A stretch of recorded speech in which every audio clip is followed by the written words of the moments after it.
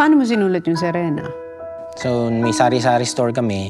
Ako laging Aris, tumako nga muna sa tindahan. Ganyan. So, lagi ako nandun sa... And then yung lugar namin, kita mo lahat ng kwento ng lahat ng taong dadaan sa tindahan niya. Meron kaming kapitbahay si Bridget. Si Bridget ay bakla.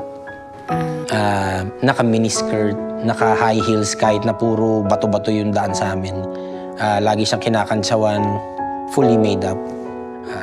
Papasok yan sa parlor hanggang aabutin niya mga alauna kasi siya lang ang nagsusustento sa buong pamilya niya. If you look past the damit, the makeup, the kantsaw, totoo yung nasulat ko sa line na minsan mas lalaki pa sa lalaki ang bakla.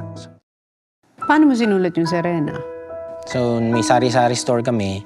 Ako laging Aris, tumako nga muna sa tindahan. Ganyan. So, lagi ako nandun sa... And then yung lugar namin, kita